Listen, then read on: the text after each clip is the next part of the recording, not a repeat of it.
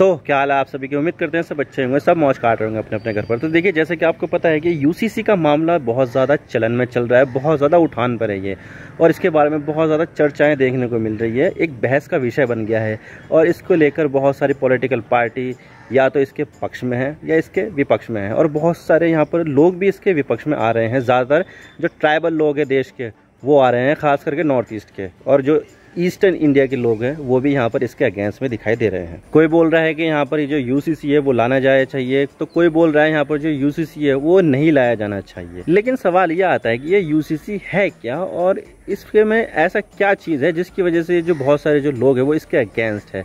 आज इसके बारे में पूरी डिटेल के साथ बात करते हैं यूसीसी के बारे में, और इस यूसीसी के इम्प्लीमेंटेशन से किस किस कम्युनिटी को नुकसान है, क्या क्या फ़ायदे हैं। लेकिन उससे पहले अगर आप चैनल पर नए हो तो चैनल को सब्सक्राइब जरूर कर देना, वीडियो को चाहे लाइक करो या डिसलाइक करो, लेकिन चैनल को सब्सक्राइब जरूर कर देना। तो चलिए वीडियो का आगाज़ करते हैं। तो बात करते हैं मामला क्या और हम इसके बारे में क्यों बात करें। तो देखिए, अभी रिसेंटली मोदी जी ने मध्य प्रदेश में एक रैली के दौरान यूसीसी यानी कि यूनिफॉर्म सिविल कोड, समान नागरिक संहिता की बात छेड़ दी, और इस चीज़ से पूरे भारत में इस चीज़ के ऊपर बहस हो रही है, जहां पर बीजेपी और इससे जुड़े संगठन इसके सपोर्ट कर रहे हैं, तो वहीं दूसरी तरफ मुस्लिम, ईसाई और ट्राइबल पीपल और जो विपक्षी दल है वो इसका विरोध कर रहे हैं। हालांकि देखा जाए तो मायावती और अरविंद केजरीवाल जैसे विपक्षी नेताओं ने यूसीसी का समर्थन किया है, लेकिन यहाँ पर इसके विरोध में काफ़ी लोग आ गए हैं, खास करके विपक्षी पार्टियां और ट्राइबल लोग, और इस मुद्दे पर वाकई लोगों को बांट दिया जा रहा है। जहां पर बहुसंख्यक हिंदू आबादी से कोई विरोध नहीं है और वो साइलेंटली इसे सपोर्ट कर रहे हैं, तो वहीं दूसरी तरफ इसके खिलाफ भी बहुत सारे लोग खुलकर बोल रहे हैं। मैं आपको दिखा देता हूँ, आप देख सकते हैं, तो हिंदू आर्टिकल है, प्रोटेस्ट अगेंस्ट यूसीसी बिल्डअप इन 3 नॉर्थ ईस्टर्न स्टेट, यानी कि नॉर्थ ईस्टर्न स्टेट में इसके अगेंस्ट बहुत ज़्यादा प्रोटेस्ट बढ़ रहा है, और हो सकता है यहाँ पे बहुत तगड़ा प्रोटेस्ट देखने को मिले।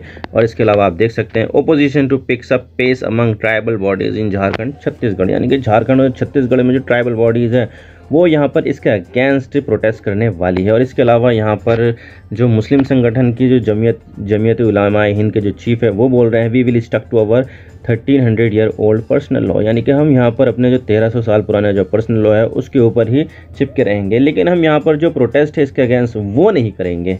18 जून का आर्टिकल है। और इसी के साथ ही यहाँ पर जो केरल है वहाँ पर एलडीएफ और यूडीएफ, जो यहाँ पर जो लेफ्ट संगठन है और जो कांग्रेस की पार्टी है, उन दोनों ही यहाँ पर पार्टियों ने इसके अगेंस्ट में प्रोटेस्ट कर रखा है। तो देख सकते हैं आपके केरल में सिर्फ 2 ही पार्टियां हैं, एलडीएफ और यूडीएफ, और इन दोनों पार्टियों ने ही सेंट्रल के जो यूसीसी है उसके अगेंस्ट में यहाँ पर प्रोटेस्ट किया है। और इसके अलावा आप देख सकते हैं मोदी सरकार भी यहाँ पर इसको लेकर आने वाली है। Uniform civil code soon, Modi government to introduce UCC during monsoon session of parliament, यानी कि यहाँ पर जो मोदी सरकार है वो यहाँ पर हो सकता है कि जो पार्लियामेंट का मॉनसून सेशन है उसमें यहाँ पर यूसीसी को इंट्रोड्यूस किया जाए। इंट्रोड्यूस करने का मतलब ये इम्प्लीमेंट नहीं होता है, इंट्रोड्यूस करना मतलब पहली बार यहाँ पर सामने रखना कि भाई ये चीज़ है, यहाँ पर क्या हो सकता है क्या नहीं, वो आपको आगे देख लो। और इसके अलावा यहाँ पर जो संथाल ट्राइब है ओडिशा की, और मैं आपको बता दूं कि संथाल जो ट्राइब है उसी ट्राइब से यहाँ पर हमारे जो राष्ट्रपति है वो भी आती है, द्रौपदी मुर्मू जी, तो वो भी यहाँ पर है। और यहाँ पर जो संथाल ट्राइब है वो भी इसके अगेंस्ट में प्रोटेस्ट कर रही है। तो ऐसे में भारत में यूसीसी को लेकर बहुत ज़्यादा प्रोटेस्ट हो रहा है, बहुत सारी कम्युनिटी इसके अगेंस्ट प्रोटेस्ट कर रही है, और बहुत सारी दूसरी कम्युनिटी इसको लेकर आगे प्रोटेस्ट करने वाली है। और इस चीज़ को देखकर ऐसा लग रहा है कि ये मुद्दा आगे चलकर एक बहुत बड़ा मुद्दा ना बन जाए और इसको लेकर भारत में इंटरनल प्रॉब्लम शुरू ना हो जाए। लेकिन सवाल ये आता है कि ये यूसीसी क्या है और इसके अंदर क्या क्या बातें हैं। तो देखिए, सबसे पहले बात करते हैं कि यूसीसी क्या है। तो देखिए, यूसीसी कुछ इस तरह से काम करेगा कि इसमें जो पर्सनल लॉ है, जैसे कि Hindu marriage act, Muslim personal law, Christian marriage act, इन सब को ख़त्म करके सिर्फ एक कानून बनाया जाएगा, चाहे वो हिंदू हो, मुस्लिम हो, ईसाई हो या फिर सिख हो। उन सब के जो पर्सनल लॉ है वो सब खत्म हो जाएंगे और उनकी जगह पर ये यूसीसी आ जाएगा। और यूसीसी को लाने का मुख्य मकसद ये है कि सभी लोगों को, चाहे वो किसी भी कास्ट से हो, धर्म से हो, कम्युनिटी से हो, किसी भी ट्राइब से हो, किसी भी राज्य से हो, उन सबको एक समान कानून देना।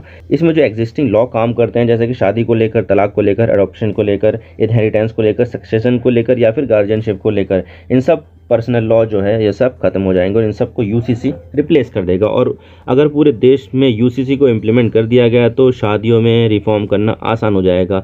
जिस कम्युनिटी में एक से ज़्यादा पत्नियां रखने की परंपरा है वो परंपरा भी खत्म हो जाएगी, और इंटरफेस शादी में जो प्रॉब्लम आती है वो प्रॉब्लम भी खत्म हो जाएगी, क्योंकि इसमें दोनों धर्मों को मानने वाले लोगों के लिए एक जैसा ही कानून है, तो इंटरफेथ मैरिज में दिक्कत नहीं आने वाली है। लेकिन सवाल ये आता है कि क्या ये हमारे संविधान का हिस्सा है?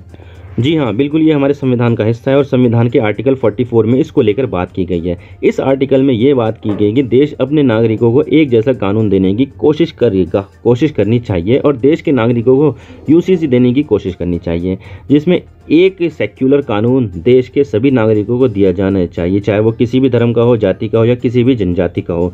और यूसीसी के इम्प्लीमेंटेशन से जितने भी पर्सनल लॉ है वो सब खत्म हो जाएंगे। लेकिन इसमें गौर करने वाली बात यह है कि ये सारी बातें और यूसीसी का इम्प्लीमेंटेशन डायरेक्टिव प्रिंसिपल यानी कि नीति निर्देशक तत्वों में आता है, ना कि फंडामेंटल राइट में। और संविधान की नज़रों में फंडामेंटल राइट हमेशा डायरेक्टिव प्रिंसिपल से बड़े होते हैं। और इसके अलावा आर्टिकल 44 में ये भी कहा गया है कि जब यूसीसी को लागू किया जाए तो सभी धर्मों, जाति और जनजाति की सहमति से ही इसे लागू किया जाना चाहिए। वॉलंटरी इसको लागू किया जाना चाहिए, जबरदस्ती इसे लागू नहीं किया जाना चाहिए। लेकिन सवाल ये आता है कि यूसीसी में क्या क्या प्रोज है और क्या क्या कॉन्स हैं, merits and demerits of UCC. तो सबसे पहले हम यूसीसी की खासियतों के बारे में बात करते हैं कि यूसीसी की क्या क्या खास बात है। तो सबसे पहली खास बात यह है कि जब देश में सभी धर्मों, जातियों और जनजातियों के लिए एक कानून बन जाएगा तो तब देश के सभी नागरिक एक समान हो जाएंगे और उनका स्टेटस भी एक समान हो जाएगा। और इसके अलावा इस कानून से जो जेंडर गैप है वो भी खत्म हो जाएगा, चाहे पुरुष हो या महिला हो, उन सबको समान अधिकार मिलेंगे। और फिर जब देश के सभी नागरिकों के लिए एक जैसा कानून होगा तो तब ऐसे में देश नेशनल इंटीग्रेटेड हो जाएगा और सभी नागरिकों को एक जैसा समझा जाएगा। और इसके अलावा अगर कभी शादियों में रिफॉर्म लाना होगा तो तब जो पर्सनल लॉ है उसकी ज़रूरत ही नहीं है, बस मैरिज एक्ट में बदलाव करो और मैरिज एक्ट सभी नागरिकों पर एक जैसे ही अप्लाई होगा।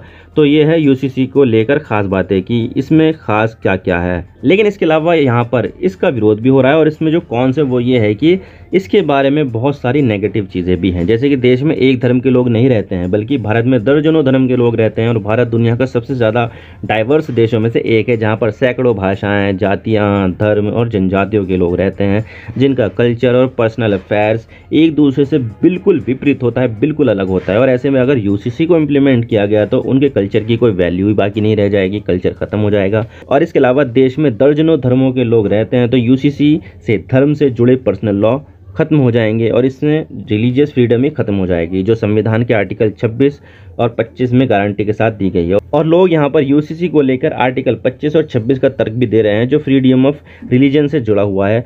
और इसके अलावा यूसीसी को पर्सनल मैटर में दखल के तौर पर भी देखा जा रहा है, क्योंकि शादी एक पर्सनल मैटर है और जब शादी के बारे में लोग ना डिसाइड करके राज्य डिसाइड करे तो इसको लेकर यहाँ पर पर्सनल मैटर में एक दखल के तौर पर देखा जा रहा है। और इसके अलावा यूसीसी काफ़ी ज़्यादा संवेदनशील है और काफ़ी ज़्यादा मुश्किल भी है इम्प्लीमेंट करना, क्योंकि आपको भी दिख रहा है कि इसको लेकर कितना ज़्यादा विरोध हो रहा है। और इसके अलावा यूसीसी को इम्प्लीमेंट करने का सूटेबल टाइम अभी आया नहीं है, क्योंकि भारतीय अभी इसके लिए तैयार नहीं है और भारतीय समाज इतना ज़्यादा मॉडर्न भी नहीं हुआ है कि इसको इम्प्लीमेंट किया जाए। लेकिन सवाल ये आता है कि किन किन लोगों पर, किन किन कम्युनिटी पर इसका असर होगा।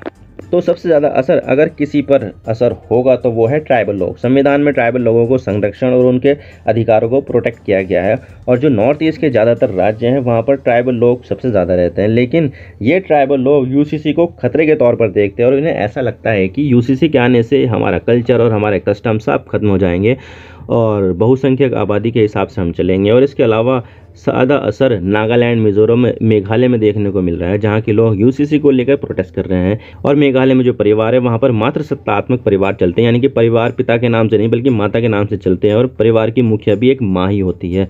तो इसको लेकर यहाँ पर यह समझा जा रहा है कि मेघालय की ये पारिवारिक संरचना खत्म हो जाएगी और मात्र सत्तात्मक की बजाय पितृसत्तात्मक यहाँ पर संरचना आ जाएगी। मिजोरम ने तो स्टेट असेंबली में यूसीसी के अगेंस्ट मोशन भी पास किया और नागालैंड के लोग भी इसके खिलाफ है। और इसके अलावा जो ट्राइबल लोग झारखंड, ओडिशा, छत्तीसगढ़ जैसे राज्यों में रहते हैं वो भी इसके खिलाफ है, जैसे कि संथाल लोग, जिसमें राष्ट्रपति द्रौपदी मुर्मू भी आती है, उस जनजाति के लोग भी इसके अगेंस्ट हैं। और ऐसा नहीं है कि हिंदू इसका विरोध नहीं कर रहे हैं तो इससे हिंदू के ऊपर कुछ फर्क नहीं पड़ेगा, बल्कि यहाँ पर इसमें सबसे ज़्यादा असर HUF यानी कि हिंदू अनडिवाइडेड फैमिली पर पड़ेगा, जहाँ पर HUF के फैमिली बिजनेस को एक यूनिट माना जाता है और इसमें IT एक्ट के अकॉर्डिंग टैक्स में छूट भी मिलती है। और अगर UCC समाप्त हो गया तो यहाँ पर HUF भी समाप्त हो जाएगा और जो पहले टैक्स में छूट मिलती थी वो छूट भी UCC के बाद नहीं मिलेगी। और इसके लिए इनकम टैक्स रूल भी बदलने पड़ेंगे, उसमें भी बहुत सारे अमेंडमेंट करने पड़ेंगे।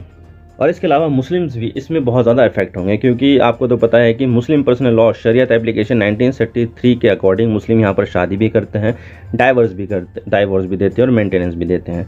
तो शरीयत के हिसाब से चलता है, और शरीयत के हिसाब से आप यहाँ पर एक से ज़्यादा पत्नियाँ भी रख सकते हो। और इसके अलावा शरीयत में जो मिनिमम शादी की एज है वो प्यूबर्टी की एज मानी जाती है, यानी कि जब प्यूबर्टी आ जाए किसी एक लड़की के ऊपर या लड़के के ऊपर, वो समझा जाता है कि वो तब शादी के लायक हो गया है। इसमें एज का कोई भी बाउंडेशन नहीं है।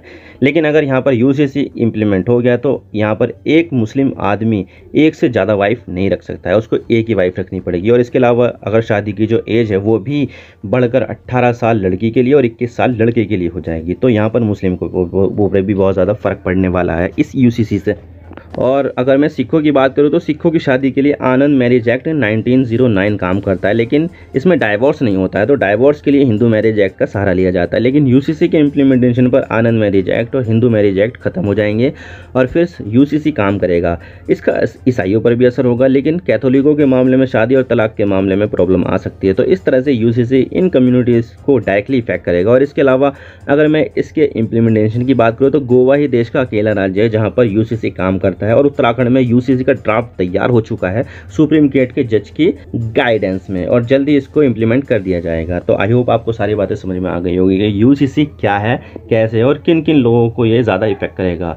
अगर वीडियो थोड़ा सा भी पसंद आए तो लाइक कर देना, वरना डिसलाइक कर देना, लेकिन चैनल को सब्सक्राइब जरूर कर देना। आपकी एक सब्सक्रिप्शन से हमें आगे कंटेंट बनाने की मोटिवेशन मिलती है। Thank you for watching. I really appreciate your precious time. God bless you all. Now signing off.